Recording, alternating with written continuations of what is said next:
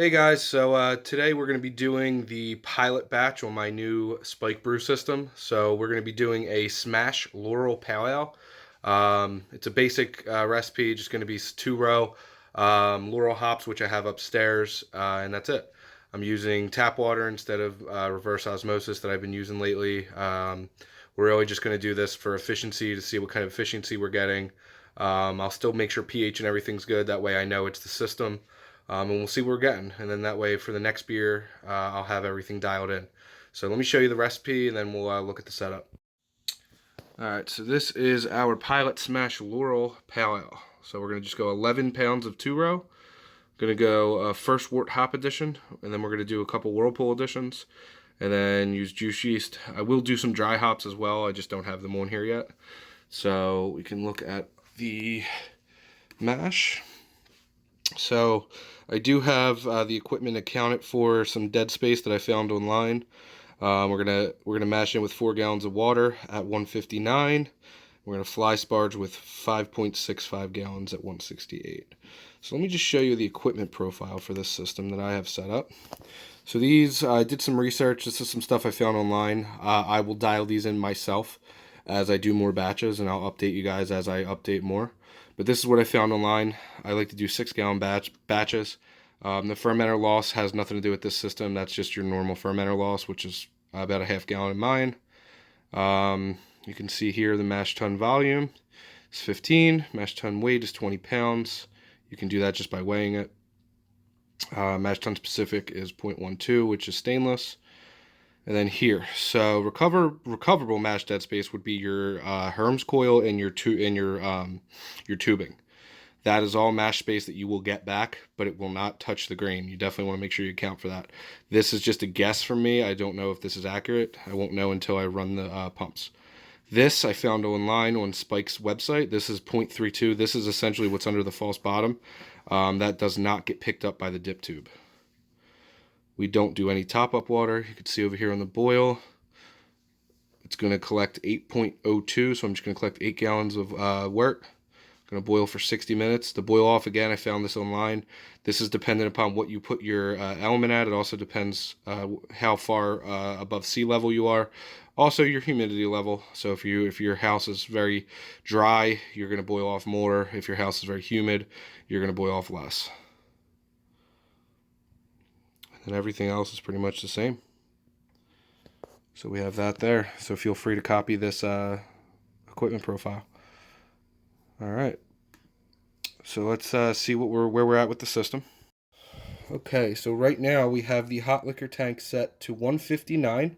We're going to mash in at 152. We're going to try to get to 159 to account for the loss of temperature in the grains. You can do one of two things with this. I like to mash in warm and have the grains drop the temperature to my desired temp. Or what you could do is set this to the desired temp, put the grains in, and then reheat your mash. I think that takes longer, and especially when you're looking for body, that first 10 minutes that it's going to take to get that temperature up is very crucial for your body. So you really don't want to be too low. My mash I'll have to set that now. So we want our mash at 152.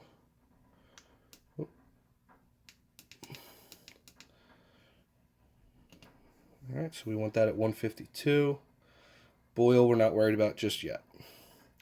So you can see element is currently on. We are heating. As you can see, I made the rookie mistake on my my water test, and I scorched my element. So first lesson with electric brewing is never, ever, ever, ever run your elements dry. So what I was doing is I was taking the water out of the kettle through the pumps, and I completely forgot to shut the element off. Next thing I know, I heard some fizzing, and my element was burning. So luckily I caught it early enough that it didn't destroy the element, but if I would have let it go any longer, I would be getting a new element. And I haven't even brewed on it yet, so lesson learned. Never run your elements dry. And here's our mash filled up. So what I did here, because Spike only gives us this arm, if you don't have anything on this, you're going to lose some temperature in the drop. My mash today is only 4 gallons. With the grain, it's probably only going to bring it up to right around 5. that's a pretty far drop that you're going to lose some temperature. So what I did is I put some remaining silicone tubing, and then I'm going to use that to kind of circulate on top of the grain bed. You can also put your own arm on if you want, or some type of a sparge arm. That's fine, but that's what I'm going to use for now. I may update this in the future. So you can see here's our pumps. Again, I don't have them mounted just yet, but I will eventually. This one over here is our work pump and plugged into the work pump on the control panel. This here is our water pump that's going to recirculate water. So you can see the water pump, hot liquor tank. It's going to come down, connect into the opening of the water pump, come up, and then it's going to flow right into the top of the herms, or of the hot liquor, which is that port right there. And then our wort, we're going to be coming from the mash where it gets measured. It's going to come down and connect right there. And then you're going to see it come up, and then it's going to go into the herms coil, go through the herms, and then come out here, and then go right up here into the top of the mash tun and down that port. Remember, never, ever, ever throttle your pumps from before the pump. You don't want to throttle from here or here. You want to throttle down there on the ball valves on the pumps. So when you're trying to control your speed, do not do it from the kettles. Alright, so we're going to let this get to temp, crack our grain, and then we'll start our brew dye. Alright, so the first problem has arose. While I was heating up my mash water, I looked in the mash tun, and obviously right now there's a lot of water in there, but there was no water left in the mash tun. I checked inside my hot liquor tank, and it was up to the 15-gallon mark, which it only should have been at 12. I then found out that these push-to-connect fittings were leaking. So what had happened when I was recirculating the water through the coil to warm up is all of the water from the mash tun leaked out through this port into the hot liquor tank and drained my mash tun of all of its liquid. So luckily I caught it before I mashed in, or else all of my wort would have been in the hot liquor tank. So now, as you can see, it is not leaking at the bottom or the top. So I'm going to put the water that's in my mash tun back into my hot liquor tank to 12 gallons and then continue heating. So I'm glad I caught that. Make sure your fitting is tight when you put your herms coil in. I will give you that piece of advice, because if I would have been mashed in, I'd be a very upset person right now. So I'm glad I caught that. Okay, so to heat your mash in this system, since there's no element in the mash tun, you can see I have my hot liquor tank coming up to 159, my mash tun's coming up as well. What you do is you fill your mash tun up. Now that we've corrected everything, it's back down at 4 gallons. You run your mash tun through the coils, and then it heats in there. So that's what's happening right now. We are almost up to temp. Once we get there, we'll mash in. But now that I've corrected that mistake, we're good. Okay, so you can see our temps are coming in pretty close. Out of impatience, I'm going to mash in now just because I really don't feel like waiting for this last couple degrees. It's been about an hour to raise up, which is probably the only flaw to the electric system, is that it does take a while. These last couple degrees are taking longer than the rest, obviously. So I'm going to mash in now just to get it mashed in. I'm going to lower this back down to 152, and then we'll go from there. So we just mashed in, and we dropped, like I kind of assumed, to 145. If I would have let the mash get up to 159 like I was going to do, it probably wouldn't have dropped as much, but what are you going to do? So now we're letting that recirculate to get up to temperature, and hopefully we'll get back to 152 in a couple minutes. Alright, we'll keep updating from there. There's our recirculation.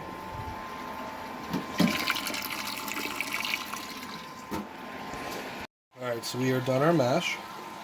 You can see our mash is actually a little low, so we need to know to keep this a little hotter on the hot liquor tank side. We'll know that for next time.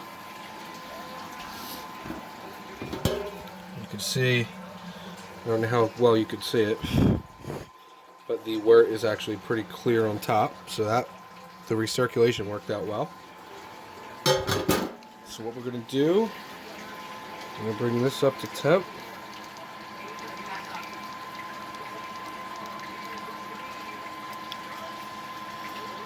So when we bring it up to temp, we're going to set a timer for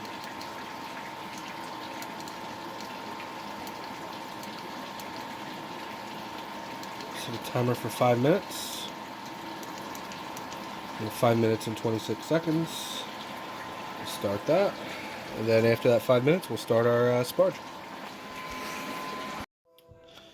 Okay, so 5 minutes brought us up to 155. We're going to switch our ports now to start sparging. So let me do that, and then I'll show you how it's set up. Okay, so we are now hooked up for sparging. We're going from the mash tun into the pump, directly into the bottom of the boil kettle. Make sure that's shut, or you're going to have wort everywhere.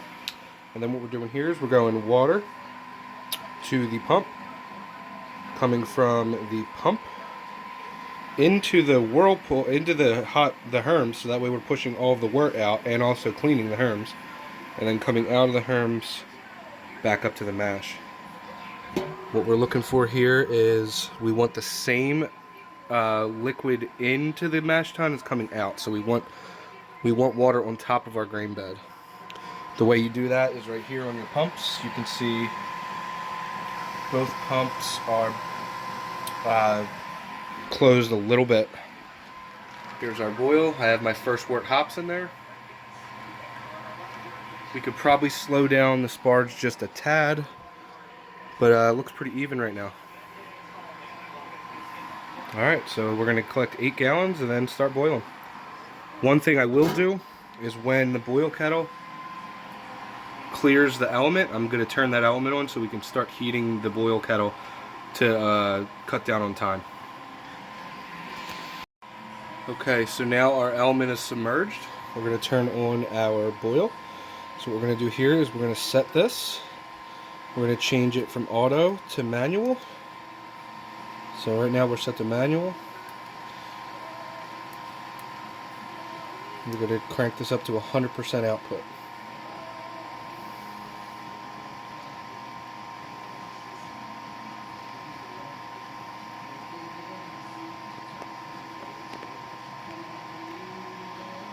%,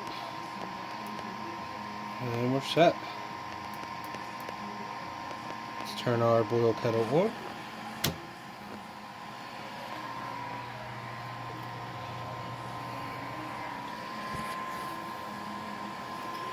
Make sure we have our fan on.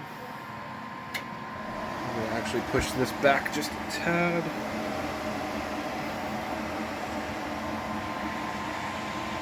And we are good. Collect 8 gallons and we are going to stop the sparge. Alright, so we just got to the 8-gallon mark, so we're going to shut our wort off and our water. Close this. Close. Close. Close. So you can see we just got done sparging. We're already at 191 degrees boil. Definitely cut some time there. The vent seems to be working well. And now we wait. So we are up to a boil. One thing I will say is with an electric system, you can't take the heat off immediately like you would a gas system, so you need to be very aware of that. I did lower my element down to 75%. So once this falls, we'll see if that looks good for our boil. Okay, our hot break has fell. Make sure we're still putting out. Oh, we accidentally tripped it to 150. Let's change that back to manual. Get this back up to 75. I don't know how that happened.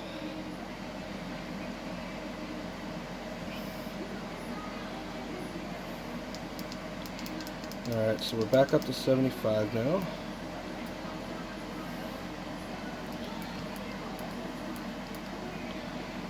Alright, let's set this to 1 hour.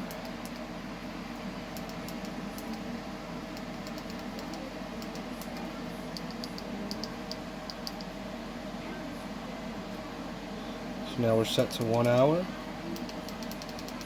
We'll start that. Set.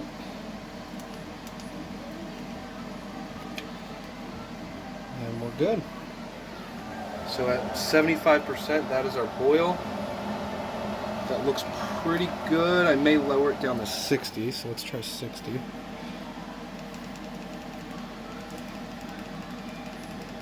Let's try 65 actually. Let's see what that looks like.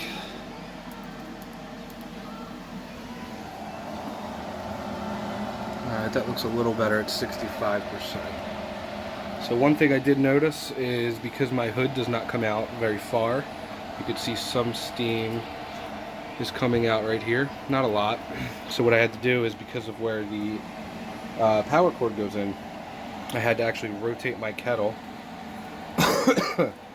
90 degrees to the left, so that way most of my kettle is underneath the hood. So that may become a problem. It doesn't look too bad in my basement right now, but something to definitely keep in mind when you're picking out your range hood. So we are now post-boil. I've got my boil kettle down to 183. My whirlpool goes in at 180. As you can see here, I have the boil kettle hooked up to the pump, out to the counterflow, and then back into the whirlpool arm. I have the water coming into the counterflow off, but I still have this going. So we're going to do 20 minutes at 180. 1 ounce of laurel hops. Alright, 20 minutes, and then we're going to put another 1 ounce in at 160 for another 20 minutes. Alright, our 20 minutes is up. We're down to 168. We're going to throw in our second whirlpool edition.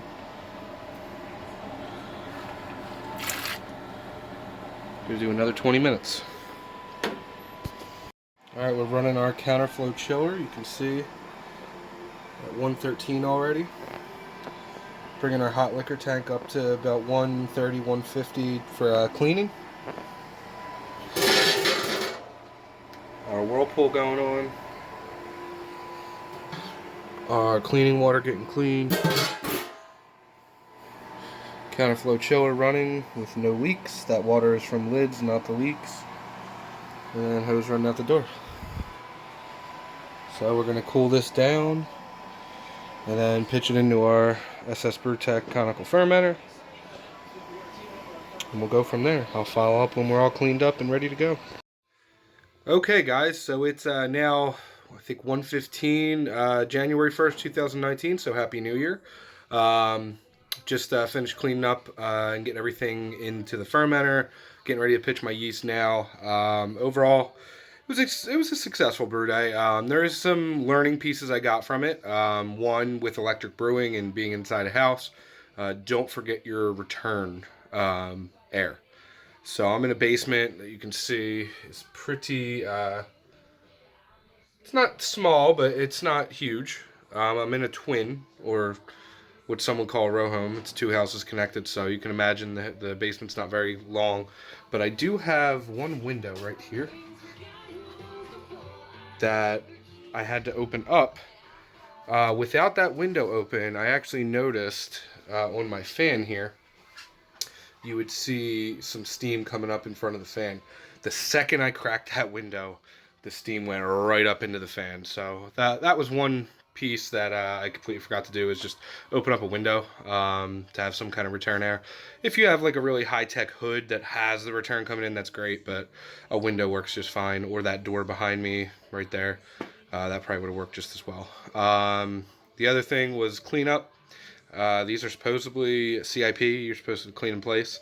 I need to learn that. I'm going to go reach out to a couple spike forums and see how exactly people do that in a house, because luckily I'm in a basement, because, well, that water right there is because it is pouring here in Philadelphia. So that water is stuff I get in the basement when it pours real heavy, but you can see like there isn't, and neither is right there. So a little bit of water. It wasn't a lot. It was maybe couple ounces if that, but stuff I don't want on my floor. Again, lucky I'm in a basement, but if I was in another area in the house, it'd be a different story. But I do got to find out how people do that. The problem I was having is there's a lip in the kettles, so liquid stays in that lip. So no matter what you do, you got to lift the kettles and dump it. So I got to find out how people go about doing that. What I did is I kind of took everything outside and just rinsed it outside, which was fine. Numbers wise, let's take a look at my beersmith so we can see the numbers. Okay, so here are our numbers for the brew day. The pH I did not measure, but I was shooting for 525. I'm usually pretty close with that. My end of running gravity I did measure, so you can see that right here. 1.015, very good. You want to usually get that around 1.010. I actually was above my post mash gravity at 1047, so I hit a 94.3% efficiency, which is phenomenal. I did get exactly 8 gallons. Here we got an estimated pre-boil gravity. I got 1.043, which actually makes this wrong. I'm not sure why that is 1047. Let me fix that.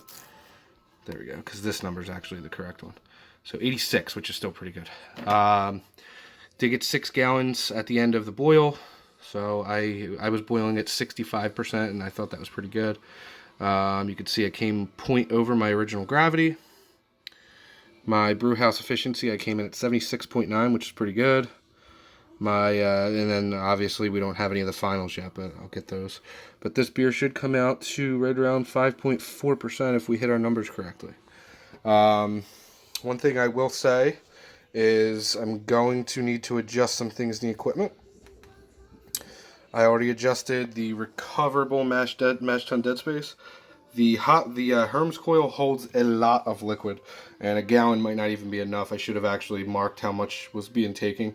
A gallon is not being generous enough, so I'll actually look at that next time. I feel like the 0.32 was correct in that, but a gallon, there is a lot of liquid that goes into the Herms coil. Everything else seemed pretty good. The boil off was close. I'll again measure that a little more close next time. It is like I said, New Year's Eve and 1:30 in the morning now, so there was some things that kind of I lost track of, but I did update that. So again, if you're taking my numbers, you may want to update that recoverable mash. So all in all, first brew on this system was not bad. I enjoyed it. The cleanup was a little hectic. Again, my basement isn't exactly the cleanest right now because I just got done installing all this stuff. So that kind of made things a little more difficult. My tables also don't have their wheels right now. When they have their wheels, it'll be a little easier because again, since I have to keep one table there and then put another table in front of that door, it kind of made going in and out of the back door a little harder. But once I'm on my wheels, that'll be fine. Also, I need to get my panel mounted. Having it on that table wasn't terrible, but it did take up room that I could have used. So I'll definitely have to look into that. But so far so good. First batch is down. We'll definitely be brewing earlier in the day next time, so I won't be as tired. And I will take into account some of the things I learned from tonight. So any questions or if you have any critiques, anybody out there that's done indoor electric brewing that sees something I didn't do right, please let me know. I'm not perfect. This is the first time I've brewed in this system. I'm going to continue to grow at it. I'll continue to update you guys on those numbers. But yeah, so if anyone's interested in the system and you wanted to kind of see how it works, that was it. If there's something I missed today that you really want to see, let me know. I'll try to show it on the next brew day. My New Year's resolution for 2019 is to put more videos up, so hopefully you'll see more. All right, well, it's late. I'm going to stop talking now. Everybody, Happy New Year, and cheers.